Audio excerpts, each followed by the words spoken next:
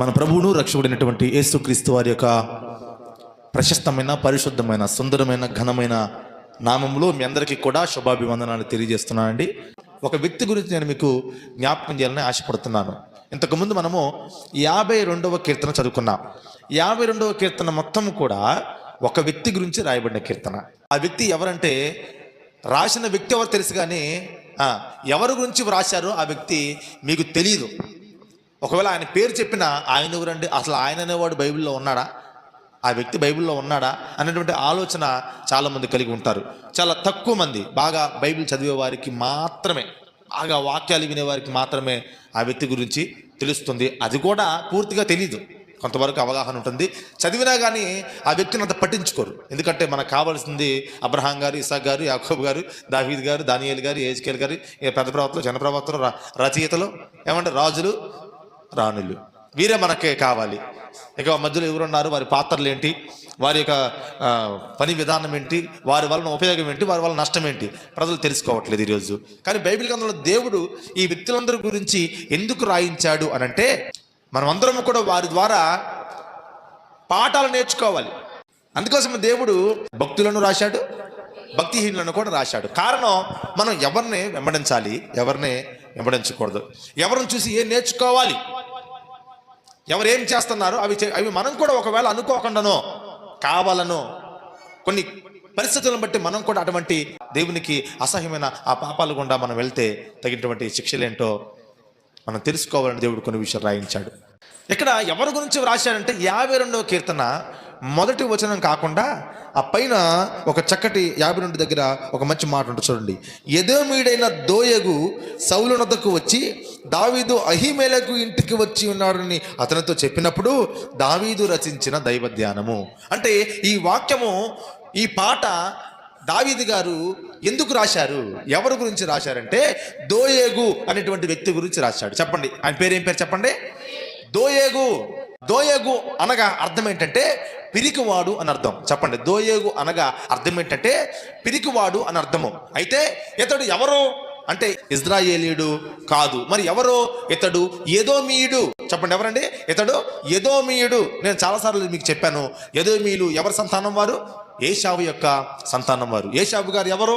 యాకోబు గారి యొక్క అన్నగారు. యాకోబు ఏశావులు ఎవరో?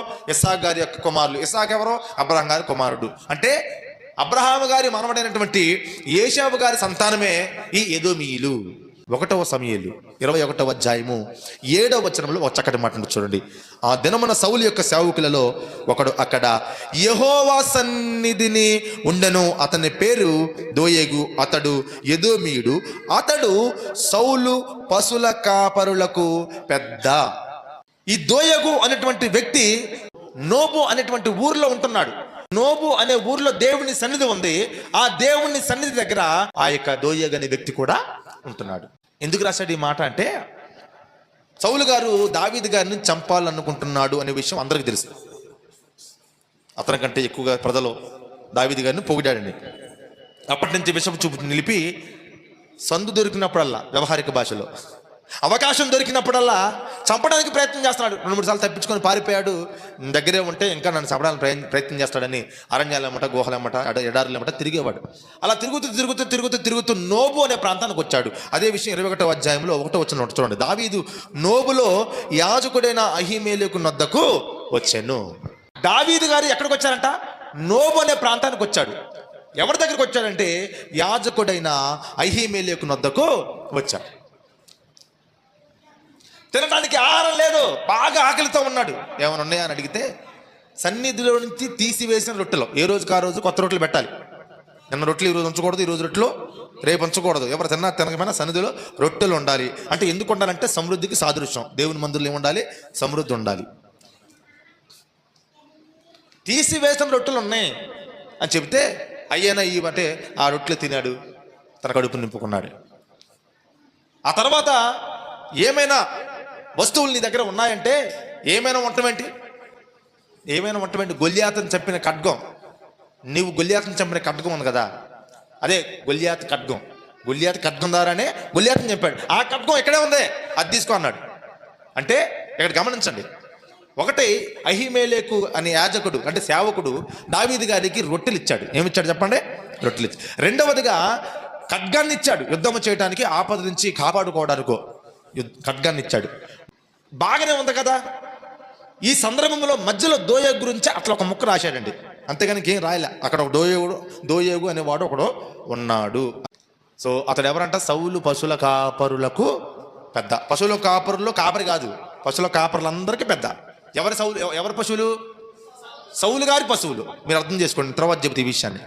1 సమూయేలు 22వ అధ్యాయము 9వ వచనాన్ని చదవండి.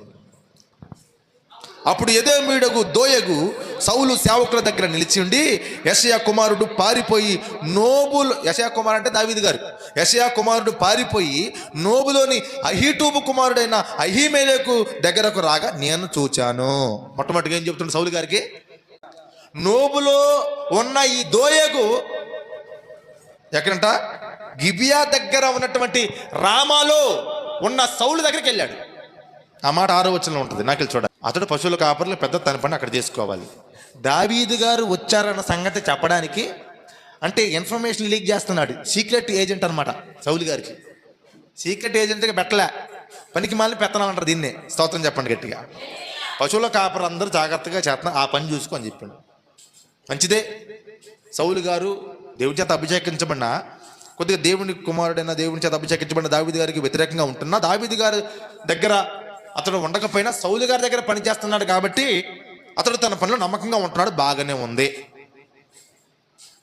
ఏదో ఆకలి ఆశ్రయం కోసం యాజకుడైన అహీమెలెకు దగ్గరకు దావీదు గారు వస్తే, అయ్యో దేవుని చేత అభిషేకించబడిన దావీదు గారు రాజుగారు కదా, అతడు వచ్చాడు ఆహారం అడుగుతున్నాడని ఆహారం ఇచ్చి కత్తిచ్చి ప్రార్థన చేస్తే, ఇలాంటి మంచి విషయాన్ని చెడుగా చెప్పాల్సిన అవసరం ఉందా? అసలు ఆ పని అప్పచెప్పాడు దోయేగుకి. అది నీ పనా? కాదు. కానీ ఏం చేస్తున్నాడండి? నోబులో నుంచి రామాలో ఉన్నటువంటి, నోబు దగ్గర నుంచి బయలుదేరి రామా అనేటువంటి ప్రాంతంలో ఉన్నటువంటి సౌలు గారి దగ్గరికి వెళ్ళి, అయ్యా సౌలు గారు, దావీదు గారు తన సైన్యంతో నాయన, అయ్యా అయ్యా అయ్యా అయ్యా అయ్యా ఎక్కడికి వచ్చాడు?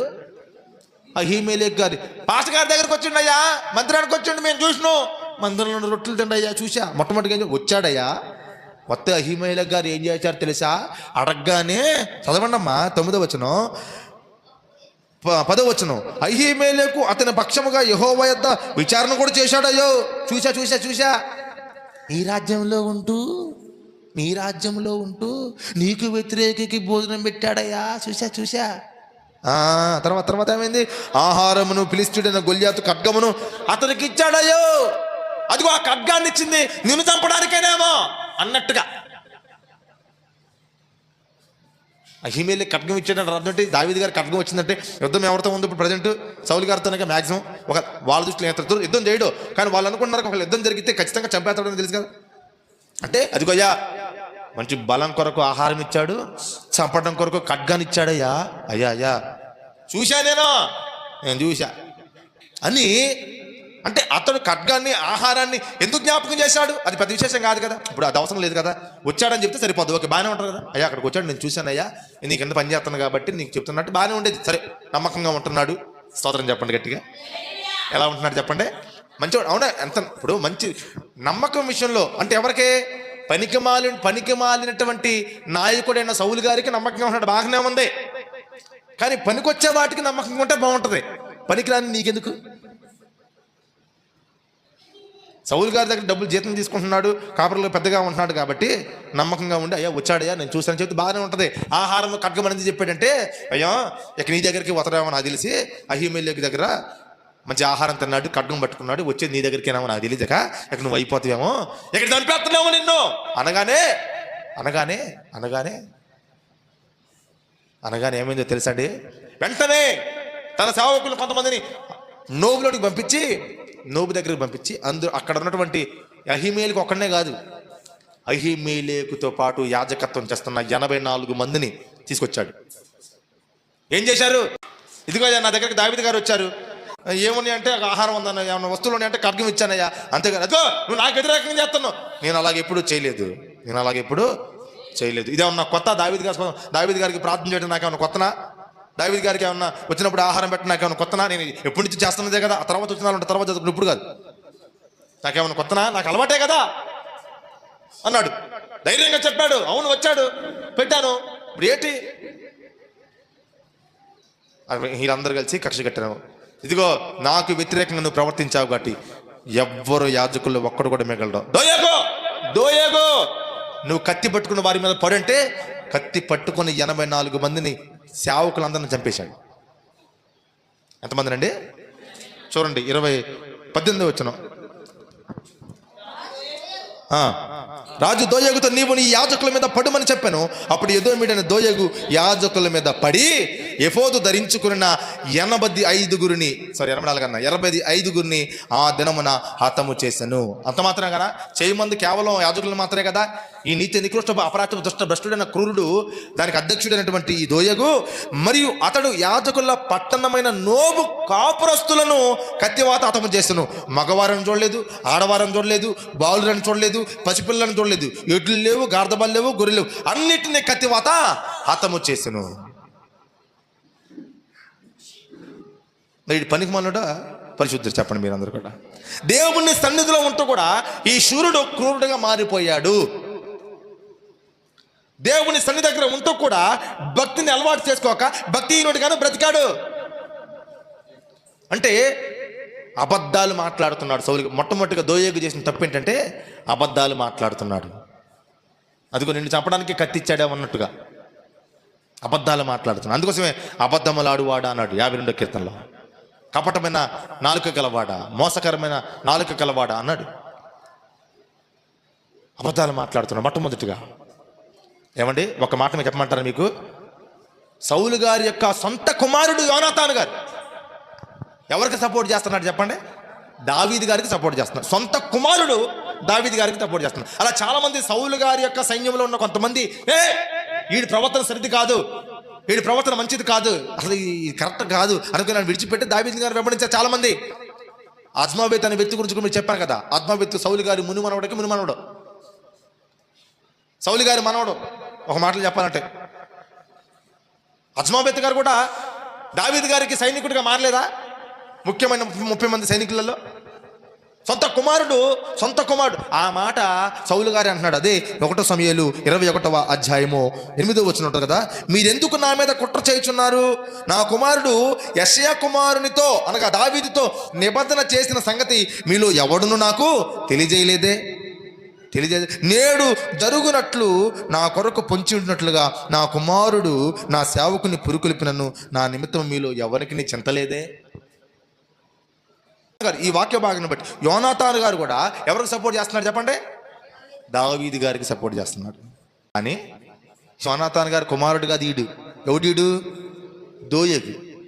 యోనాతాను గారి బామర్ద, మామ, బాబాయ, మనవడా, కొడుక, అల్లుడా? కాదు.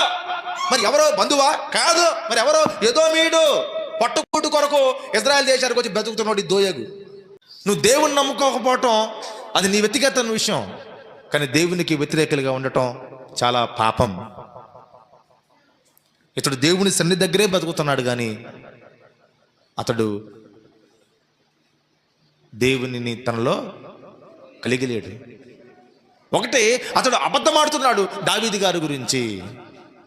రెండవదిగా అతడు నా సౌలు గారు నాకు ధనాన్ని ఇస్తున్నారు. ఎందుకు ఇస్తున్నారు? పనికి మాలిన కబుర్లు చెప్పడానిక, వాళ్ళ మీద వీళ్ళ మీద లేని మాటలు చెప్పడానిక, వాళ్ళ గురించి వీళ్ళ గురించి అబద్ధాలు చెప్పి ఇతరుల జీవితాలను నాశనం చేయడానికి ధనం ఇస్తున్నాడా? పశువుల కాపురులకు పెద్దగా ఉండి బాధ్యత సక్రమంగా నిర్వర్తించినందుకు డబ్బులు ఇస్తున్నాడా? బాధ్యతను సక్రమంగా నిర్వర్తిస్తున్నందుకు దానికి నమ్మకంగా ఉండు. చెప్పిన పని చేయడానికి నమ్మకంగా ఉండు. నీకు అవసరం లేని పనుల విషయంలో ఎందుకు తలదొచ్చటం? అంటే ఇక్కడ ఒక ఉద్దేశాన్ని గమనించాలి. అదిగో ఈ ఇన్ఫర్మేషన్ కనుక నా సౌలు గారికి నేను ఇస్తే నా కొద్దిగా జీతం ఎంత వచ్చామో, ఒకవేళ ఈ పశువుల కాపరులకు పెద్దగా తీసేసి తన పక్కన రైట్ హ్యాండ్ గాను లెఫ్ట్ హ్యాండ్ గాను పెట్టుకుంటాడేమో. అది ఇది కాకపోతే కనీసం రాజు గారి దృష్టిలో నేను పడతానేమో. దుర్మార్గులు ఇలాంటి ఆలోచనలు చేయరండి. కనీసం రాజుగారి దృష్టిలో నేను పడినా చాలు, ఎమ్మెల్యే గారి దృష్టిలో పడినా చాలు. ఎమ్మెల్యే గారు సున్నం పెడతారు గుండు గీకి. నీకు గుండు గీకి ఏం పెడతారమ్మా? సున్నం పెడతారు.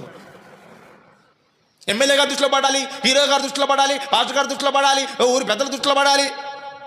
అని చాలామంది బ్యాడ్ చెబుతుంటారు, బ్యాడ్ చెబుతుంటారు ఇతరుల గురించి, చెడుగా చెబుతుంటారండి. అవసరం లేకపోయినా తలదూరి అదిగో దావీదు గారు వచ్చాడు, రొట్టెలు ఇచ్చాడు, కాటకం ఇచ్చాడు, ఇంకంతే రాజా, నాకేం ఎందుకు నేనైతే చెప్పడానికి అనుకుంటున్నా, నాకేం జరిగిన అబద్ధం ఆడేసిండు ఆయన. కోపం వచ్చేసింది, పిలిపించాడు. ఒకటి అబద్ధం ఆడాడు, రెండవది యాజకులను చంపాడు. అంటే ఎందుకు చంపాడు? రెండో పాయింట్, అతడిలో దేవుడు లేడు కాబట్టి యాజకులను చంపాడు. దేవుడు ఉన్నోడు యాజకులను చంపుతాడండి? దేవుని నమ్ముకున్నోడు ఎవడైనా పాస్టర్ గారిని చంపుతాడా? దేవుని మందిరానికి వెళ్ళేవాడు ఎవడైనా పాస్టర్ గారి మీద తిరుగుబాటు చేస్తాడా? దేవుని సన్నిధిలో ఉండేవాళ్ళు ఎవరైనా పాస్టర్ గారి మీద లేనిపోయిన మాటలు చెబుతారా? ఎవరు చెబుతారు? ఎవరు తిరుగుబాటు చేస్తారు? ఎవరు హాని చేయాలని చూస్తారు? ఎవరు చంపాలని చూస్తారంటే జీవితంలో వారి హృదయంలో దేవుడిని కలిగి లేని వారు మాత్రమే. మేము దేవుడిని నమ్ముకున్నాం బాగా, దాని గురించి మాట్లాడలే. దేవుడిని కలిగి ఉన్నాం కానీ దేవుని భయం లేని వారే సేవకుల్ని చంపుతారు, సేవకుల మీద వ్యతిరేకంగా మాట్లాడతారు, వ్యతిరేకంగా జీవిస్తారు, సేవకుల్ని లెక్క చేయరు. ఏమండి, నిజంగా దోయేగు దేవుని సన్నిధిలో ఉంటున్నాడు కదా, ఆ దేవుడు ఎంత గొప్పవాడో తెలుసు కదా దోయేగుకి. మరి దోయేగు 84 మందిని, అది కూడా ఎఫోదు ధరించుకొని యాజకత్వం చేస్తున్నటువంటి 85 మందిని ఎందుకు చంపాడు? ఇప్పుడు చాలామంది లోకంలో పాస్టర్ గారిని చంపుతున్నారు, అవునా కదా చెప్పాలి. పాస్టర్ గారిని కొడుతున్నారు, పాస్టర్ గారిని ఇబ్బంది పెడుతున్నారు, అవునా కదా? ఎందుకు వాళ్ళు ఇబ్బంది పెడుతున్నారు? మందిరానికి వెళ్ళే వారిని అలా చేస్తారా? అంటే అసలు వారిలో యేసయ్య లేడు కాబట్టిగా చేస్తున్నారు. మరి ఇప్పుడు ఈ దోయేకి వాళ్ళకే లింక్ ఉన్నట్టేగా, దోయేకు కూడా వారితో పాటు సమానమే కదా. అంటే ఇటు దేవుని సన్నిధి దగ్గరే ఉంటూ చెప్పండి, నాకు తెలిసి వాళ్ళందరి దగ్గర యేసయ్య అంటే ఇష్టమే, నేను కూడా యెహోవాగా ప్రార్థన చేస్తా అని ఉండొచ్చు ఖచ్చితంగా, లేకపోతే ఉండదుగా, లేకపోతే భోజనం దొరకదుగా అండి, జీతం దొరకదు కదా. ఆ దేవుడిని ఆరాధించకపోతే, ఆ దేశంలో ఉంటున్నప్పుడు ఆ దేవునికి వ్యతిరేకంగా బ్రతికితే, అంటే ఈ రకంగా వారికి యుద్ధాలు కలగజేసి ఏదో రకంగా పగ తీర్చుకుంటున్నాడు, లేకపోతే తన క్రూరత్వాన్ని బయట పెట్టుకుంటున్నాడు. ప్రియమైనటువంటి దేవుని జనాంగమా, ఎందుకు ఈ మాటలు నేను మీకు తెలియజేస్తున్నానంటే, మనం కూడా చాలాసార్లు దేవుని మందిరంలో ఉంటున్నాం, దేవుని మందిరానికి వస్తున్నాం, దేవుని సన్నిధిలో గడుపుతున్నాం. చాలామంది దోయేగులు ఉన్నారు అనేక సంఘాల్లో, దోయేగులు చాలామంది ఉన్నారు. దేవుని సన్నిధాన్ని ముసుగులో ఎన్నో పాపాలు, దేవుని బిడ్డలమనే ముసుగులో ఎన్నో ఘోరమైన పాపాలు చేస్తున్నారు. దేవుడు కాండ్రకిచ్చి ముఖం మీద ఊసే పాపాలు చేస్తున్నారు, తెలుసా మీకు? దేవుడు అండి, నేను కాదు. నేను మొత్తం ఊరుకుంటావా?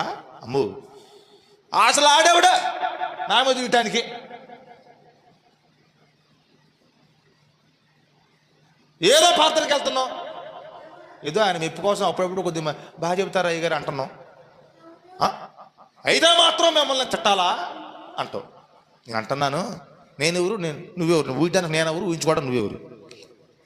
దేవుడు అనేవాడు ఒకడు ఉన్నాడు, ఆయన కాండ్రకిచ్చి ముఖం మీద ఊసే పాపాలు చేస్తున్నావు నీవు.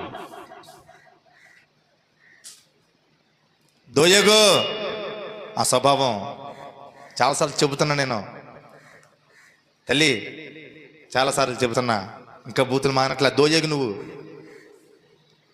దోయేగు, ఇంకా బూతులు మానట్లేదా నువ్వు? దోయేగు సదాకాలం నిన్ను అన్నగా కొడతాడు దేవుడు, అందుట్లో అనుమానం లేదు. ఇది శాపం అనుకుంటారు, లేకపోతే వార్నింగ్ అనుకుంటారు, ఏది పడితే తీసుకోండి అంతే. సదాకాలం దేవుడు ఏం చేస్తాడు? నిన్ను అన్నగా దొరుకుతుంది. ఎదగలక ఆశీర్వదించబడు, దీవించబడు. దోయేగుగా ఉన్నంత కాలము నువ్వు దీవించబడవు.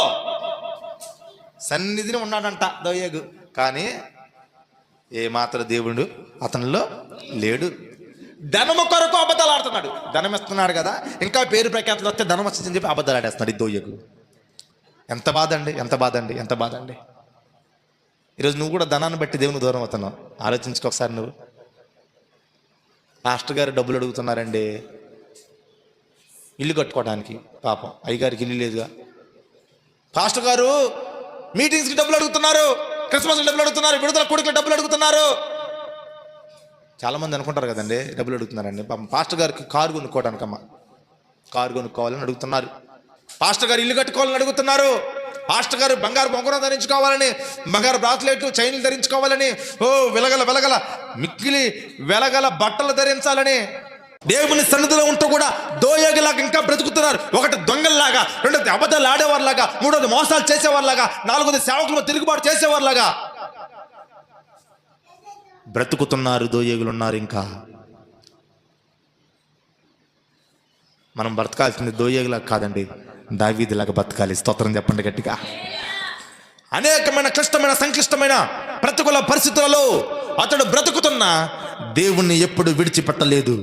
దేవుని భయాన్ని కానీ దేవుని భక్తిని కానీ అతడు గొర్రెల కాపరిగా బ్రతుకుతున్నప్పుడే కాదు, బెత్లెహేములో ఉంటున్నప్పుడు మాత్రమే కాదు, యుద్ధం చేసినప్పుడు మాత్రమే కాదు, తన శత్రువు తరుముతున్నా, అరణ్యాల్లో నివసిస్తున్నా, ఒక పూట తిని ఒక పూట తినకపోయినా, ఏమున్నా లేకపోయినా అతడు దేవుని మీద భయాన్ని, దేవుని మీద భక్తిని ఏమాత్రం విడిచిపెట్ట లేదు. అతడు దేవుని సన్నిధి దగ్గర లేడు, కానీ దేవుని సన్నిధి అతనితో ఉంది. గట్టిగా స్తోత్రం చెప్పండి. అతడు దేవుని సన్నిధిలో లేడు, కానీ దేవుని సన్నిధి అతడితో ఉంది. కారణం అతడు దోయగు కాదు, దావీదు. అందుకే 52వ కీర్తనలో చక్కటి మాట ఉంటుంది చూడండి, 6వ వచనం చదవండి. నీతిమంతులు చూచి భయభక్తులు కలిగి, ఎక్కడ మాట ఆగాలి. నీతిమంతులు ఎవరు? యేసయ్య రక్తంలో కడగబడిన వారు నీతిమంతులు. చూచి అనుంది. ఎవరిని చూచి? దోయేగును నీతిమంతులు చూచి. అది దాని అర్థం. దోయేగును, వాడి పరిస్థితిని, వాడి ప్రవర్తనను, వాడి జీవితాన్ని అదిగో నీతిమంతులు చూచో, లేకపోతే ఇప్పుడు వినో భయభక్తులు కలిగి ఉంటారు. దోయేగులాగా మేము ఉండకూడదు. స్తోత్రం చెప్పండి గట్టిగా. మేము దేవుని ఎంతో భయభక్తులు కలిగి ఉండాలి. దోయగులాగా ఉండకూడదు. నీతిమంతులు చూచి, అదిగో నిన్ను చూసి అమ్మో నీలాగా ఉండకూడదు, మేము దేవుని ఎందు భయభక్తులు కలిగి ఉండాలని. ఇదిగో దేవునికి తనకు దొరకమని ఉంచుకొనక తన ధన సమృద్ధి ఎందు నమ్మకం ఉంచి తన చేటును బలపరుచుకున్న వాడు వీడే అని చెప్పుకొనొచ్చు వారిని చూచి నవ్వుతారట. అంటే జీవితం ఏమైపోతుంది చెప్పండి? దోయగులాగా ఉంటే ఒకటే నవ్వుల పాలైపోతాం, అవమాన పాలైపోతాం. ఎవరి దృష్టిలో? దేవుని దృష్టిలో కాదు. దేవుడే ఉన్న అవమానితురా. నీ ప్రవర్తన ఖచ్చితంగా నిన్ను నవ్వులు పాలు చేసేస్తుంది. నీ ప్రవర్తన నిన్ను నవ్వులు పాలు చేస్తుంది. నీ మాట నవ్వులు పాలు చేస్తుంది. నీ చూపు నేను నవ్వులు పాలు చేస్తుంది. నీ ఆత్మీయ జీవితం సరిగ్గా లేకపోతే అదే నేను నవ్వులు పాలు చేస్తుందండి. ప్రార్థనకి వెళ్తుందంటారు. దీని బతుకు ప్రార్థన కూడా దీన్ని ఏమంటారు? నవ్వులు పాలు కదా. నీకు వద్దులే, పచ్చిగా మాట్లాడితే బాగోదు. 2 చేతులు పైకి లేపి స్తోత్రం చెప్పండి. ఈ దోయగు గురించి ఎన్ని మాటలు దావీదు గారు అంటున్నాడు. శూరుడా బాబా. ఆయన ఎవరంటమ్మా? మీకు మాట చెప్పమంటారా? ఒక మాట చెప్పమంటారా? శూరుడు క్రూరుడైపోయాడు. శూరుడిగా ఉండాల్సినటువంటి దోయగు క్రూరుడైపోయాడు. అతడు ఎలాంటి వాడైనా దావీదు గారు తన పాటల్లో కూడా తనని ఎలా అంటున్నాడు చూడండి. శూరుడా, చేసిన కీడును బట్టి నీవెందుకు అతిశయపడుతున్నావు? దేవుని కృప నిత్యం ఉంటుంది, గుర్తుపెట్టుకో. మోసము చేయవాడా, వాడిగల మంగళ కత్తివలె నీ నాలుక నాశనం చేయని ఉద్దేశించున్నది. మేలు కంటే కీడు చేయుటయు, నీతి పలుకుట కంటే అబద్ధము చెప్పుటయు నీకిష్టము. కపటమైన నాలుక గలవాడా, అధిక నాశనకరములైన మాటలే నీకిష్టము. కావున దేవుడు సదాకాలం నిన్ను అనగగొట్టును. అదిగో నీతిమంతులు చూస్తున్నారంట. చూసి అరే ఈడ్లాగా మనం అన్న భయభక్తి కలిగి ఉన్నారా? అదిగో ఆడు దేవుడిని ఆశ్రయం చేసుకోలేదు, డబ్బుని నమ్మాడు, అదిగో మోసాలు చేశాడు. వాడు బలపరచుకోవడం కోసం, వాడు ఆచరించబడటం కోసం ఇతరుల పాడు చేయడానికి కూడా వెనకాలేదు. ఆడు ఈడారే ఆడలాగా మనం ఉండకూడదు. మనం మాత్రం దావీదు గారిలో భయభక్తులు కలిగి ఉండాలి అని అనుకుంటారంట. స్తోత్రం చెప్పండి గట్టిగా. వాడిని చూసి నవ్వుకుంటారంట నీతిమంతులు. అందుకే అంటున్నాడు కదా, మనకు చెప్తున్నాడు దావీదు గారు ఇప్పుడు. అదిగో 8వ వచనం, నేనైతే దేవుని మందిరంలో పచ్చని ఒలివ చెట్టు వల్ల ఉన్నాను, నిత్యము దేవుని కృప యందు నమ్మకించి ఉన్నాను. డబ్బు ఎందుకు కాదు, పేరు ప్రఖ్యాతులు ఎందుకు కాదు, దేవుని కృపంటే చాలు నాకు అని నమ్మకించాడంట. నీవు దాన్ని నెరవేర్చితివి కనుక నేను నిత్యం నిన్ను స్తుతించదను. నీ నామము నీ భక్తుల దృష్టికి ఉత్తమమైనది, నేను దాన్ని స్మరించి కనిపెట్టుకొనిచున్నాను అంటాడు. కనుక మనలో కూడా ఇదిగో దోయేగులాగా ధనము కోసం, పేరు కోసం అబద్ధాలాడే స్వభావం, మోసం చేసే స్వభావం, కపటమైనటువంటి నాలుక కలిగిన స్వభావం, సేవకుల మీద తిరుగుబాటు చేసే స్వభావం, సేవకుల్ని తిట్టే స్వభావం, సేవకుల్ని ఆత్మీయంగా చంపే స్వభావం ఒక నీలో ఉందేమో. దోయేగు లాంటి స్వభావం, దోయేగు లాంటి స్వభావం నీలో ఉంటే ఒకటి నువ్వు నవ్వుల పాలైపోతావు జీవితంలో. గుర్తుపెట్టుకో, దేనికి పనికిరావు. అర్థమవుతుంది నా మాటలు మీకు? అకార్డింగ్ టు బైబిల్ ఇప్పుడు మనం చెప్పుకున్న వాక్య భాగం ప్రకారం సేవకుల మీద తిరుగుబాటు చేసినాడు కానీ, సేవకుల గురించి చెడు మాట చెప్పినాడు కానీ, ఇతరుల గురించి అబద్ధాలు, మోసాలు, కపటమైన నాలుకలు చెప్పి దేవుని సన్నిధిలో ఉంటూ కూడా దోయగలాగా బ్రతుకుతున్న వారు ఎప్పటికైనా నవ్వుల పాలైపోతారు. ఒకటి, ఇది శాపం అనుకోండి, ప్రేమగా తీసుకుంటే వార్నింగ్ అనుకోండి. అది చేస్తేనే కదా అనగొట్టే దేవుడు, చేయకపోతే జరగదు కదా. సో అది అంటే హెచ్చరిక. ఒకవేళ దోయగలగా నీవు బ్రతికితే చెప్పండి నవ్వుల పాలైపోతావు. రెండవది, జీవితకాలం అంతా నువ్వు అనగొట్టబడతావు. ఆశీర్వాదం, శాపం నిలిచిపోతుంది. అన్నిటికంటే ముఖ్యంగా దేవుని రాజ్యాన్ని కూడా నువ్వు కోల్పోలేవు. మనమందరం కూడా అదిగో దేవుని పక్షంగా ఉన్న యోనాతాన్ లాగా, అదిగో దేవుని పక్షంగా ఉన్న అద్మావేతు లాగా, అదిగో దేవుని పక్షంగా ఉన్నటువంటి దావీదు గారి లాగా దేవుని మందిరంలో గడుపుతూ దేవుని కొరకు బ్రతుకుదాం, దేవుని రాజ్యంలో ప్రవేశిద్దాం. దేవుడి మాటలు దీవించును గాక. ఆమేన్.